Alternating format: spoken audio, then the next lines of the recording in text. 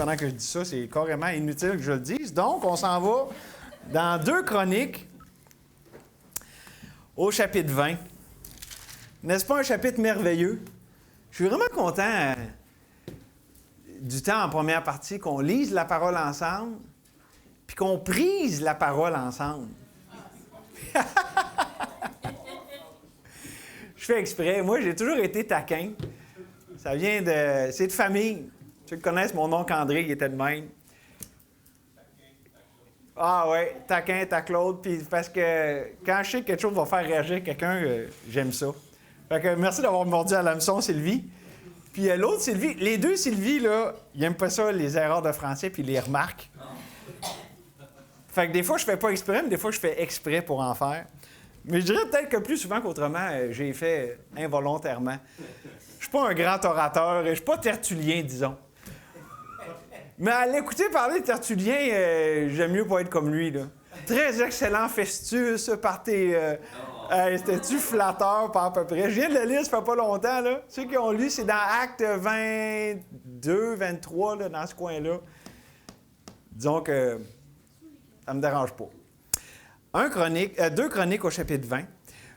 On a lu le chapitre au complet, puis on va lire beaucoup de versets à travers les versets clés, vraiment, à travers le message. Mais là, j'aimerais qu'on lise simplement les versets 19 à 21, qui est vraiment au cœur du passage et de ce qui se passait à ce moment-là. Les Lévites d'entre les fils des Kéhatites et d'entre les fils des Coréites se levèrent pour célébrer d'une voix forte et haute l'Éternel, le Dieu d'Israël. Le lendemain, ils se mirent en marche de grand matin pour le désert de Tékoa. À leur départ, Josaphat se présenta et dit, « Écoutez-moi, Juda et habitants de Jérusalem, confiez-vous en l'Éternel, votre Dieu. Vous serez affermis, confiez-vous en ses prophètes et vous réussirez. » Puis, d'accord avec le peuple, il nomma des chantres qui, revêtus d'ornements sacrés et marchant devant l'armée, célébraient l'Éternel et disaient, « Louez l'Éternel, car sa miséricorde dure à toujours. » On te remercie, Seigneur, de ce que tu nous donnes ce temps, ce matin, dans ta parole, la parole vivante et efficace. Merci, Seigneur, que tu es le Dieu vivant, que tu t'es révélé à nous, que ce passage nous révèle qui tu es. Et Seigneur, on veut ensemble te découvrir et on veut voir ces vérités à la lumière de ce que tu as fait de nous en Jésus-Christ. Donc, ouvre nos yeux, nos cœurs, tout notre aide, Seigneur, à ce que tu as pour nous aujourd'hui. Ce matin, ici réunis, en ton nom, pour ta gloire. Et on se remet, Seigneur, totalement entre tes mains. Au nom de Jésus. Amen. Ici, on voit vraiment, on peut dire, c'est le titre du message, la célébration hâtive de la victoire. Déjà, il célébrait la victoire. Il était dans la louange, il célébrait l'Éternel, puis il n'avait même pas encore touché à une épée, puis rencontré l'ennemi face à face. Mais déjà, il célébrait la victoire. Et je vois dans ça, vraiment, cette célébration hâtive de la victoire, et dans ce chapitre ici, une illustration puissante qu'avant même et au-delà de l'expérience de la réalité de la victoire, la réalité du Dieu de victoire est ce qui les amenait à l'adorer comme ça. Il n'y avait pas besoin d'expérimenter la victoire en tant que telle. Le fait qu'ils connaissaient puis qu'ils avaient les yeux fixés sur le Dieu de la victoire, c'est ce qui les amenait comme ça à célébrer déjà à l'avance. La présence de Dieu, la personne de Dieu était plus forte que l'œuvre de Dieu qui allait s'accomplir. Mais pour eux, la personne de Dieu, c'était suffisant. Comprenez-vous? Qu'on voit le Dieu de victoire avant la victoire. C'est suffisant, n'est-ce pas? Parce que la victoire, on va finir par la voir. Mais on ne la voit pas tout le temps. Puis des fois, même, on trouve que, elle tarde ou...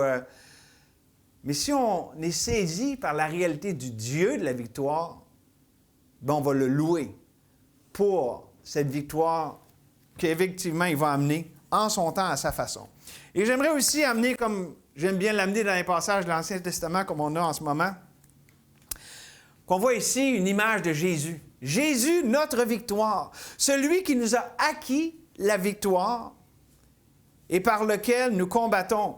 et non pas pour obtenir la victoire, mais de notre position de victoire, nous avons la victoire. Christ est notre victoire, il nous a donné cette victoire, donc on ne bat pas pour essayer d'obtenir une victoire, on se bat comme étant dans une position victorieuse. Et remarquez à ce sujet-là, le verset 15, et le prophète qui s'est élevé, Jécaël, dit « Soyez attentifs, tout Juda et habitants de Jérusalem, et toi, roi Josaphat, ainsi vous parle l'Éternel, ne craignez point et ne vous effrayez point devant cette multitude nombreuse, car ce ne sera pas vous qui combattrez, ce sera Dieu. » Et de notre côté de la croix, à la lumière de la nouvelle alliance, de ce que Dieu a accompli en Jésus-Christ, bien, non seulement Dieu est avec nous, mais Dieu est en nous. Et il est notre victoire. Christ en nous, l'espérance de la gloire. Et c'est pour ça qu'on combat à la manière ici, comme au verset 19, les Lévites d'entre les fils des Kéatites et d'entre les fils des Corites se levant pour célébrer d'une voix forte et haute l'Éternel, le Dieu d'Israël. Notre combat, c'est pas un combat de défaitiste, c'est un combat de victorieux. On combat à cette façon, célébrant la victoire. C'est pour ça que ça dit dans la Bible, entretenez-vous par des psaumes, par des hymnes, par des cantiques spirituels, chantant et célébrant au Seigneur en vertu de la grâce. Est-ce que quelqu'un qui chante et qui célèbre comme ça, c'est quelqu'un qui est vaincu puis qu'il a à s'abattre? Non, c'est quelqu'un qui se réjouit de ce qu'il a. Il célèbre le Dieu qui l'a racheté, qui a vaincu. Et ce que j'aime aussi dans notre texte, c'est qu'on voit cette victoire-là se concrétiser, ça nous dit au verset 21.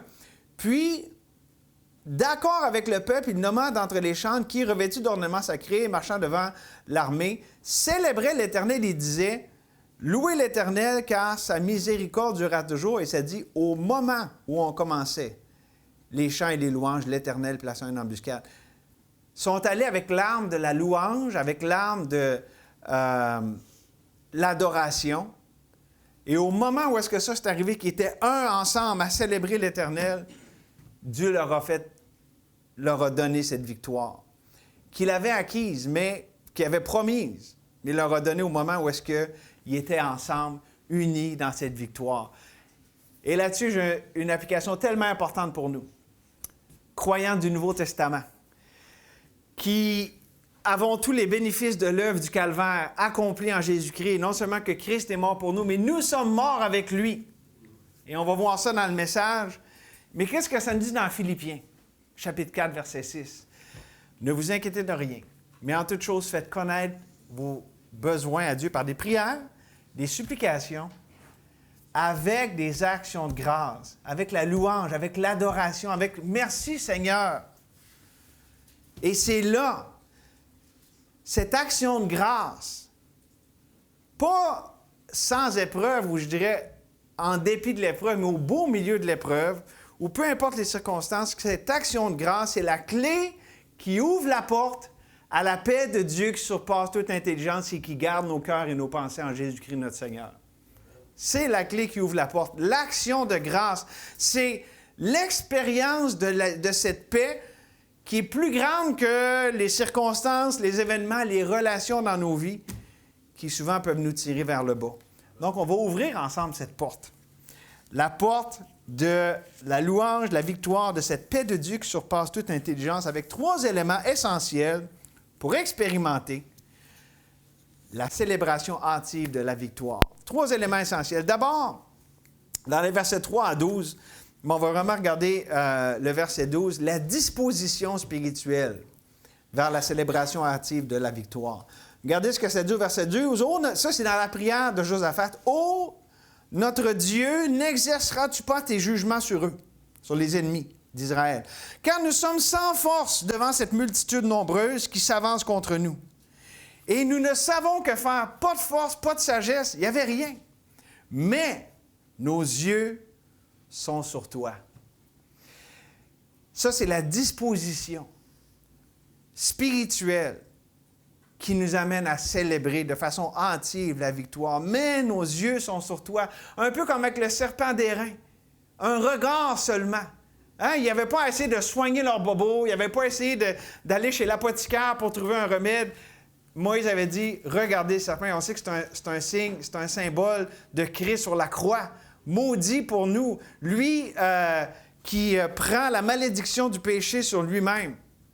Et de notre côté de la croix, on peut dire que c'est comme dans Hébreux au chapitre 12, ayant les regards sur Jésus, qui suscite la foi et l'amène à la perfection. En échange de la joie qui lui était réservée, voyez-vous, l'échange, il a souffert la croix, méprisé l'ignominie et s'est assis à la droite du trône de Dieu. Considérez en effet celui qui a supporté contre sa personne une telle opposition de la part des pécheurs, afin que vous ne vous lassiez point l'âme découragée. Ça veut dire d'accepter, de prendre notre position de mort à la lumière de ce que Christ a fait, avoir les regards sur Christ. La disposition spirituelle, c'est dire, Christ est mort pour moi, mais la disposition spirituelle qui nous amène à célébrer la victoire à l'avance, c'est de dire, je suis mort avec Christ. C'est pas juste qu'il est mort pour moi, c'est quand Christ est mort, je suis mort avec lui. Et on va développer ça ensemble. Parce que lorsque je vois que je suis mort avec Christ, je reconnais la vanité du moi, de ma chair, des efforts, de ma confiance en l'homme, et je valorise, je chéris la grâce de la croix. C'est pour ça que Paul s'exprime dans Galates 6, 14. Pour ce qui me concerne, loin de moi la pensée de me glorifier d'autre chose que de la croix de notre Seigneur Jésus-Christ, par qui le monde est crucifié pour moi, comme je le suis pour le monde. La gloire des saints de la Nouvelle Alliance, c'est la croix de notre Seigneur Jésus-Christ, qui nous a libérés de tout ce qui est faux, de tout ce qui est mauvais, de notre fausse identité, de l'esclavage de la performance, du fardeau de la culpabilité, de toutes ces choses. C'est notre gloire car elle nous libère de tous nos fardeaux, de tous nos péchés.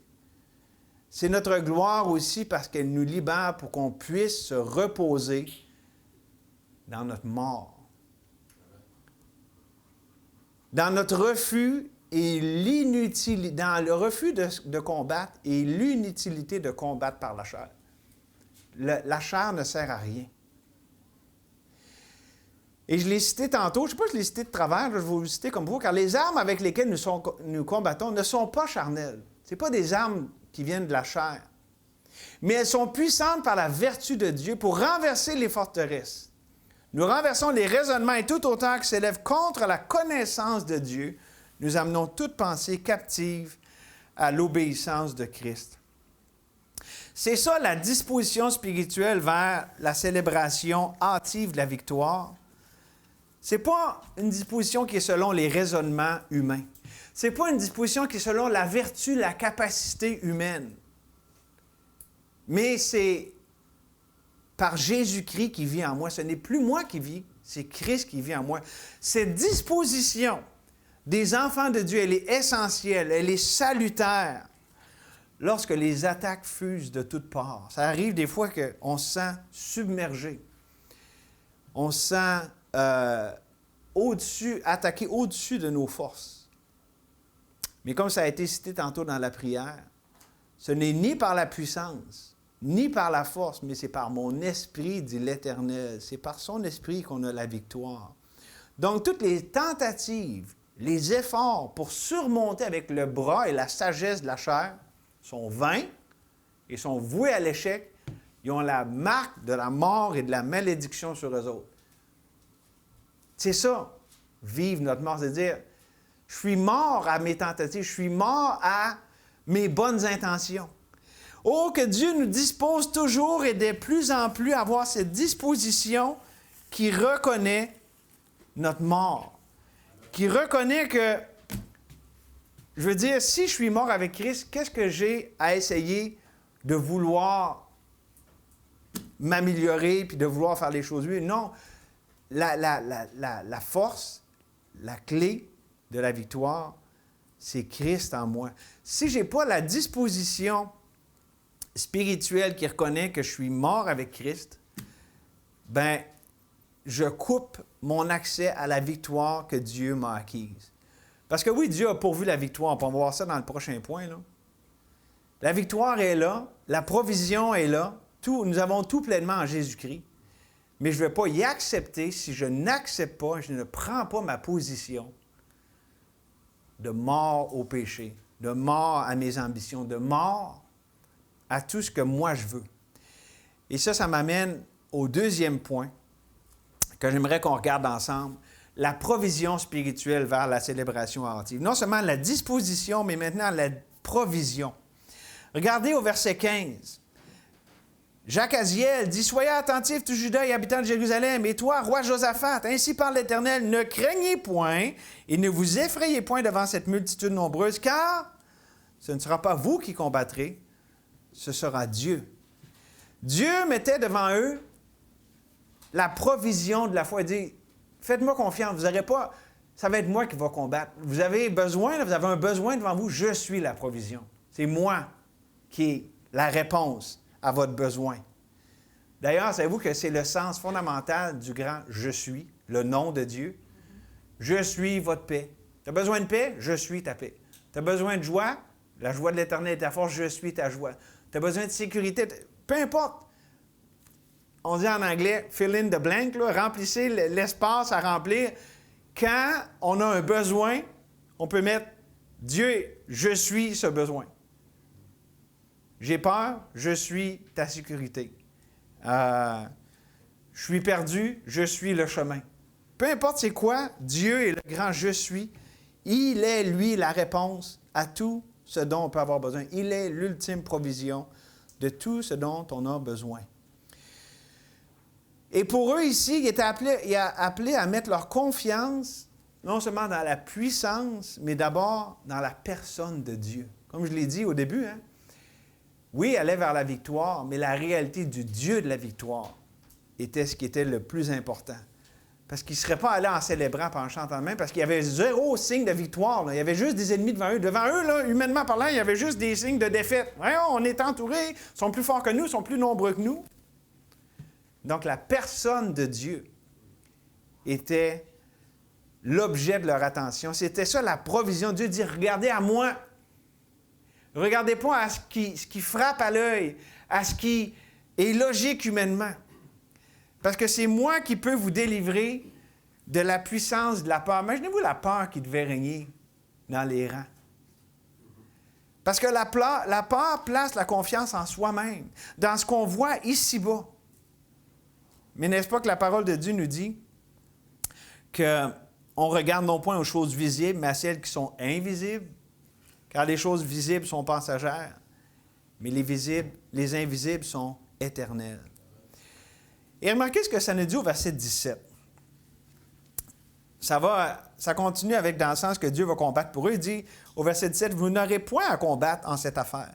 Présentez-vous, tenez-vous là, et vous verrez la délivrance que l'Éternel vous accordera. Juda et Jérusalem, ne craignez point, ne vous effrayez point. Demain, sortez à leur rencontre. Et l'Éternel sera avec vous. » Ça, c'est intéressant, parce que quand on compare les Écritures avec les Écritures, ça nous fait penser un peu à ce qui est arrivé dans le livre d'Exode lors de la sortie d'Égypte. Écoutez ce que la parole nous dit d'Exode 14, 13 et 14. « Moïse répondit au peuple, « Ne craignez rien, restez en place. » Voyez-vous, il y a des parallèles avec ce qu'on voit. « Et regardez la délivrance que l'Éternel va vous accorder en ce jour. Car les Égyptiens que vous voyez aujourd'hui, vous ne les verrez plus. L'Éternel combattra pour vous, et vous, gardez le silence. » Il y a vraiment des parallèles entre les deux passages ici. Sauf que Dieu leur dit « Restez en place dans Exode », puis ici, il dit « Sortez à leur rencontre ». On voit un parallèle entre les deux, mais il y a quand même une différence. Les deux sont appelés à rester en place, à regarder la délivrance de l'Éternel, sauf que dans Exode, c'est les Égyptiens qui les poussent vers l'appropriation de la victoire. Ils étaient là, ils étaient pris, puis là, les Égyptiens étaient l'élément qui les poussait. Il y avait juste la mer comme option. Puis c'était ça, la victoire. C'était Dieu qui allait ouvrir la mer, n'est-ce pas? C'était l'intervention divine, extraordinaire, impossible à l'humain. C'est ce que Dieu allait faire. Donc, les Égyptiens les poussaient vers l'appropriation de la victoire. Il fallait qu'ils restent en place, qu'ils n'essayent pas de s'enfuir. Tandis qu'ici, dans 2 Chroniques, les Ammonites, les Moabites et les habitants de Séhir, c'est eux qui viennent à eux comme... donc, ils viennent entourer Jérusalem. Ils viennent à leur rencontre. Mais c'est Dieu qui pousse son peuple à aller les voir. Il dit, allez à leur rencontre, puis vous allez vous approprier la victoire.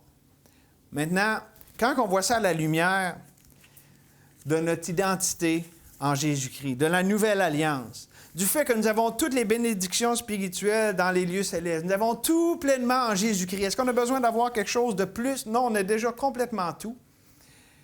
Et donc, la provision spirituelle, c'est Dieu qui nous pousse à lui. Dieu est la provision. Dieu est celui qui se pourvoit lui-même. Quand ça nous dit qu'aucune tentation ne nous est survenue qui n'ait été humaine, mais avec la tentation, Dieu va pourvoir au moyen d'en sortir. C'est lui la provision. Dieu est le moyen de se sortir de ce qui est devant nous. Et voici où est-ce que ça devient difficile. Puis là, je vous demande, tournez avec moi, parce que des passages puissants de main, je veux que vous les lisiez avec vos yeux, direct dans vos Bibles. Gardez votre place dans la chronique, mais venez avec moi dans Jacques au chapitre 1. Jacques au chapitre 1. Dans Jacques au chapitre 1, parce que là, on va parler de quelque chose de tellement important.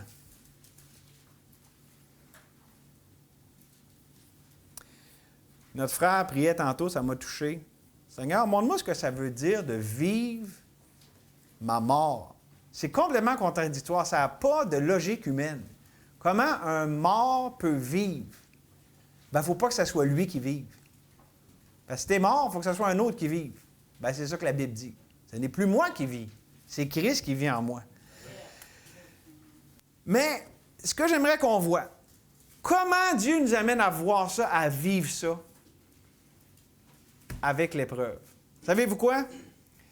Si on avait le cœur tendre comme Adam et Ève avant la chute, là, on n'aurait pas besoin de souffrance, on n'aurait pas besoin d'épreuve.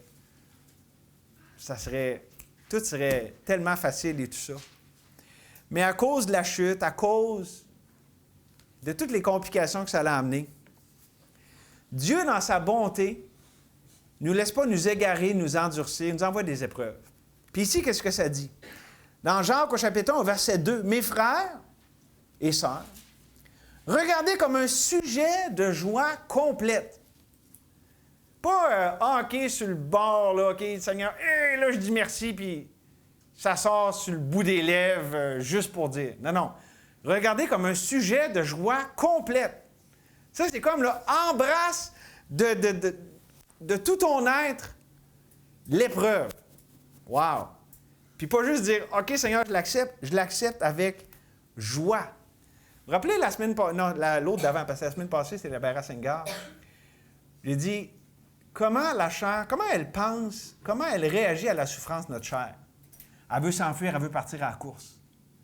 Mais la disposition spirituelle de quelqu'un qui est mort, il accepte la souffrance, la douleur, comme venant de Dieu, parce que ça fait partie de ses plans bienfaisants.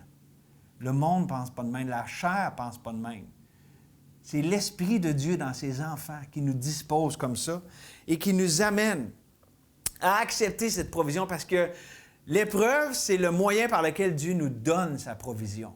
C'est pour ça qu'on rend grâce à Dieu. C'est pas « Ah, Seigneur, je suis content d'avoir mal. Merci pour la douleur. » Non, c'est pas ça. C'est que on voit l'épreuve comme un sujet de joie complète parce qu'on voit le Dieu qui est au-delà de cette souffrance, qui est au-delà de cette douleur, puis qui va lui-même pourvoir à la guérison, à la délivrance, au réconfort, à ce que tout lui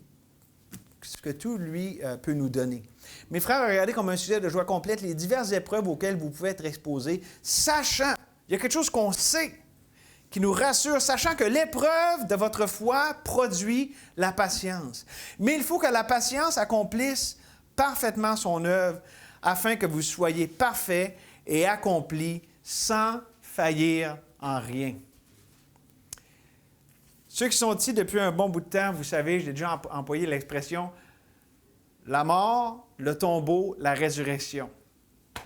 Ça ne vient pas de moi, ça vient d'un défunt, Steve Carrington, qui parlait de ces vérités-là, puis lui appelait ça, c'est un anglophone, il disait DBR, Death, Burial, Resurrection. Notre mort, notre ensevelissement, puis la résurrection.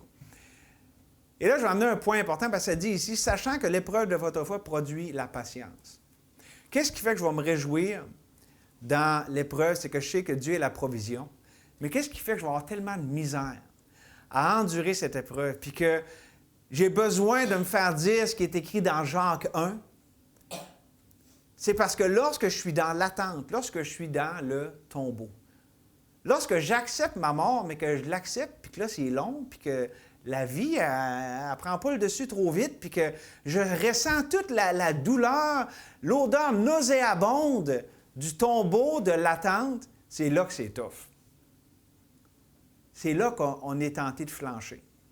Parce qu'en tant que chrétien, par l'Esprit de Dieu, on accepte notre mort. On sait que qui ici qui veut faire sa volonté, là? Seigneur, que ma volonté se fasse et non la tienne. Non, quand on est un enfant de Dieu, là, notre chair, elle veut ça.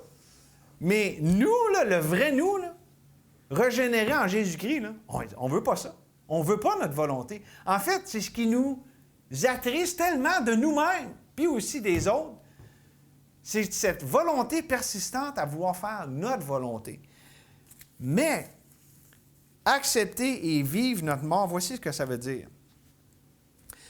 C'est dans le tombeau, c'est l'endroit où on expérimente notre mort, OK? Parce que la Bible, elle dit, là, vous avez été crucifiés avec Christ, OK? Puis, en fait, si je vous lis Romains 6, sachant que notre vieil homme a été crucifié avec lui, afin que le corps du péché soit réduit à l'impuissance pour que nous ne soyons plus esclaves du péché. Quand Dieu, par notre mort avec Christ, opère cette délivrance pour plus qu'on soit esclave du péché, qu'est-ce qui arrive? C'est que Dieu nous place dans l'attente. Dit, accepte cette mort. Essaye pas de t'en délivrer toi-même jusqu'à ce que moi j'intervienne. Beaucoup de gens disent que prêcher notre union avec Christ, prêcher les vérités de Romains 6, c'est prêcher la passivité. D'une façon, c'est vrai, d'une façon, c'est faux. C'est vrai dans le sens que c'est... Quand je suis dans le tombeau, je veux que ma chair elle soit passive. Je ne veux pas intervenir. Je veux persister dans l'attente de l'Éternel. Mais c'est une foi très active. C'est une foi qui dit, je refuse de m'appuyer sur le bras de ma chair. Je refuse de m'appuyer sur la sagesse de ma chair, qui a toutes les bonnes raisons pour me faire sortir de cette souffrance intenable. Et ça, mes amis, il n'y a pas d'autre voie. La voie vers le triomphe de sa vie, c'est d'attendre l'intervention de l'Éternel. Il est bon d'attendre en silence le secours de l'Éternel. C'est lui qui va donner vie.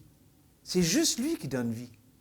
Notre rôle, c'est d'accepter la mort, c'est d'accepter d'y passer, puis des fois d'y rester, dans le tombeau. Jésus ne s'est pas ressuscité des morts lui-même. Il a été ressuscité par l'Esprit de Dieu. Il était dans le tombeau 3 jours, puis Dieu l'a ramené à la vie. Bien, c'est ça aussi pour nous autres. On ne peut pas se ramener à la vie.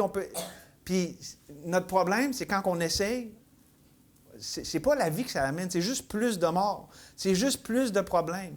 Donc, notre part pour accéder à la provision spirituelle de Dieu, c'est pas d'essayer. Écoutez, ça va un peu avec la contradiction tantôt.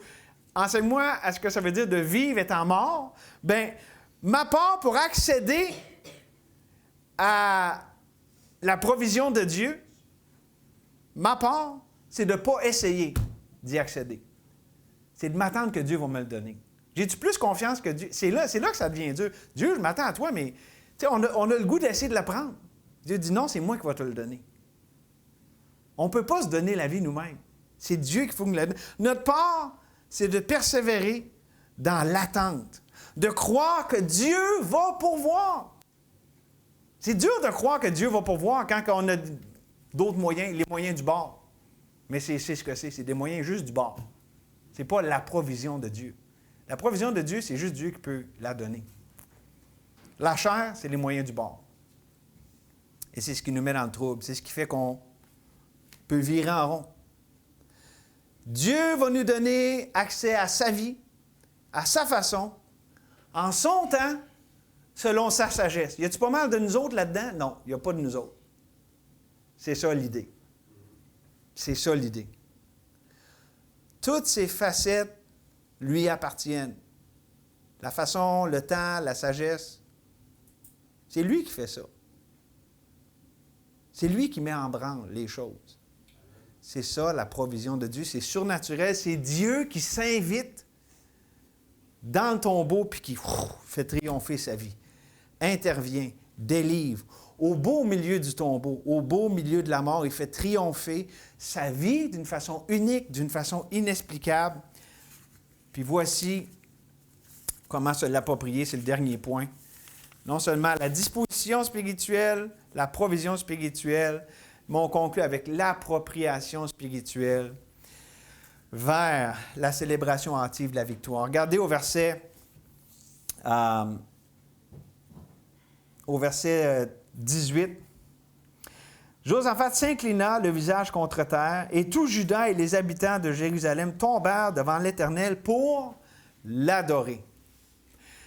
Dans Hébreux, chapitre 13, verset 15, ça nous dit « Par lui offrons sans cesse à Dieu un sacrifice de louange, c'est-à-dire le fruit de lèvres qui confesse son nom. » Un sacrifice de louange. Pourquoi c'est un sacrifice? Parce qu'on doit payer le prix de l'attente, le prix d'accepter notre mort, d'accepter de rien faire. C'est un sacrifice. Puis juste de dire « Merci Seigneur, c'est ta voix ». De vivre notre mort, c'est-à-dire de vivre la communion de ses souffrances, de son opprobre, celle de ne pas être compris, de même parfois être moqué par les incrédules, les orgueilleux. Jésus, c'était sa part, être un homme de douleur, accoutumé à la souffrance, il n'était pas compris. Mais lorsqu'on accepte les voies de Dieu, lorsqu'on accepte par la foi et qu'on s'approprie la victoire, là, on a de quoi chanter, puis on a de quoi adorer. Comme Paul et Silas en prison. Est-ce qu'il était délivré?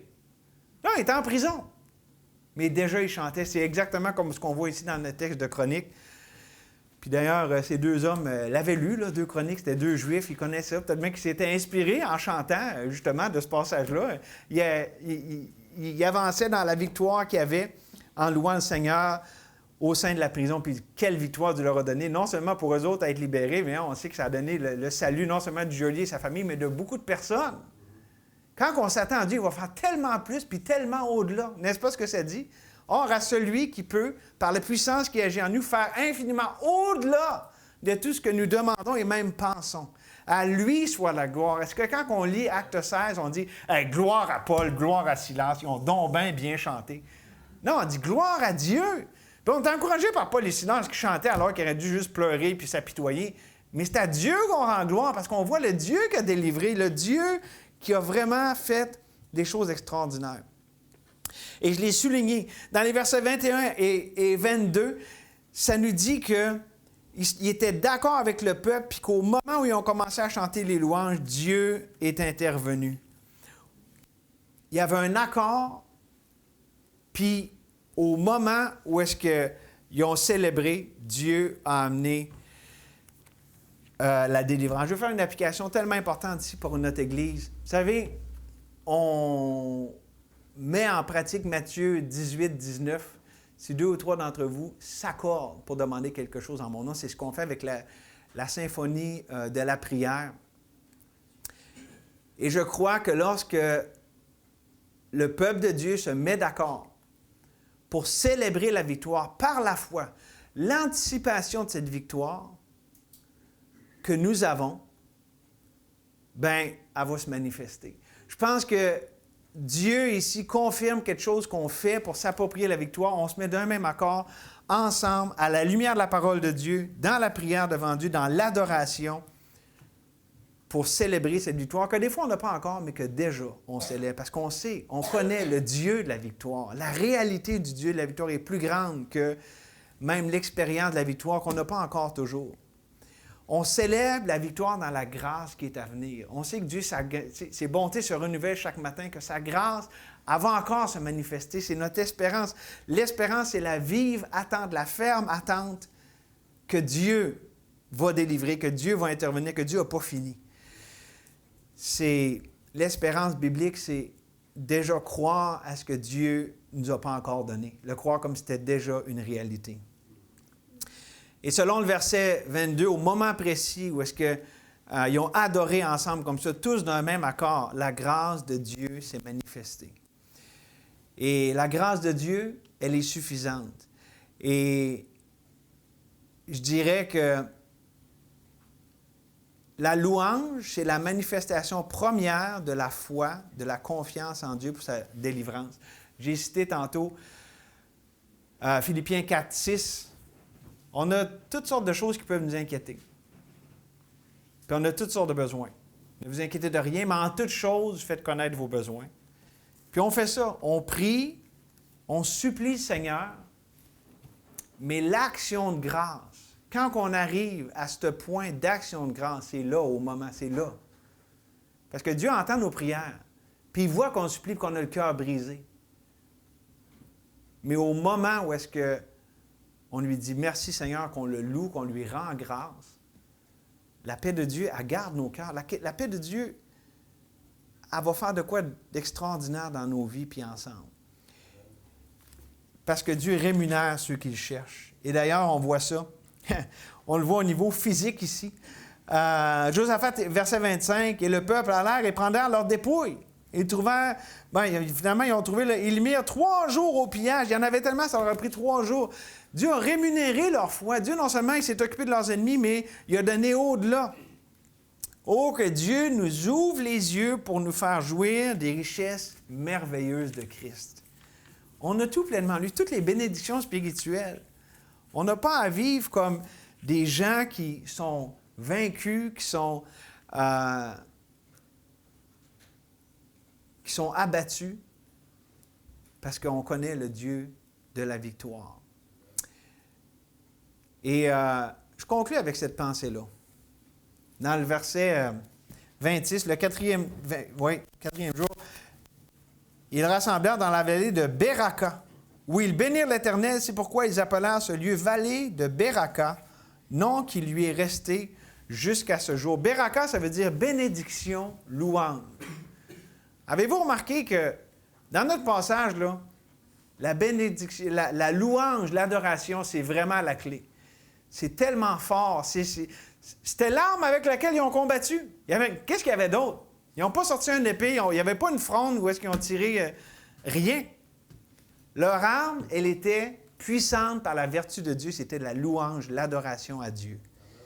Écoutez ce que ça dit dans le psaume 40. « Il a mis dans ma bouche un cantique nouveau. » Ça, c'est les enfants de Dieu. Une louange à notre Dieu. Beaucoup l'ont vu et ont eu de la crainte et se sont confiés en l'Éternel. Il y a une puissance spirituelle, libératrice, incroyable dans la louange et l'action de grâce. C'est tellement pas à négliger. Je pense qu'on a une réponse là-dessus. C'est quoi ça veut dire d'accepter notre mort, de vivre notre mort? C'est quand tu arrêtes d'essayer. Ça, c'est un bon point de départ. Mais de l'accepter, c'est de dire, Seigneur, merci. Je te rends grâce que c'est le chemin que tu as pour moi. Tu me fais le don de la souffrance. Avez-vous déjà pensé à ça, le don de la souffrance? C'est pas parce qu'on est magicien puis qu'on dit, hey, Dieu, des fois on a besoin de repos, puis OK, je veux dire, puis Dieu sait, Dieu nous donne des temps sur le haut des montagnes, des fois des temps dans la vallée. Mais quand c'est le temps de la vallée, le chrétien qui marche par le Saint-Esprit est dans la vallée de Béraka, la vallée de la louange, de la bénédiction. C'est pas la vallée où est-ce qu'il n'y a pas d'espoir et il n'y a pas rien. Il loue le Seigneur même dans cette vallée-là. Écoutez ce que ça dit dans le psaume 83 par rapport aux ennemis de l'Éternel, parce qu'il y a quelque chose là-dessus. Ça dit « Couvre leur face d'ignominie afin qu'ils te cherchent, ô Éternel. » Même ceux qui nous font du mal. On ne les voit pas de la même manière lorsqu'on voit les choses à la lumière de la croix de Christ. On voit la puissance évangélistique de ce qui nous arrive. On voit que Dieu permet les choses non seulement pour notre bien, mais aussi pour celui des autres autour de nous, incluant ceux qui ne le connaissent pas. N'est-ce pas ce qu'on prie quand les gens ont des malheurs et des choses difficiles? On dit, Dieu qui puisse te connaître, te rencontrer là-dedans. Parce que Dieu convainc le monde de péché, de justice et de jugement. Et souvent, il se sert de la souffrance. Dieu sauve le malheureux dans sa misère et c'est par la souffrance qu'il l'avertit.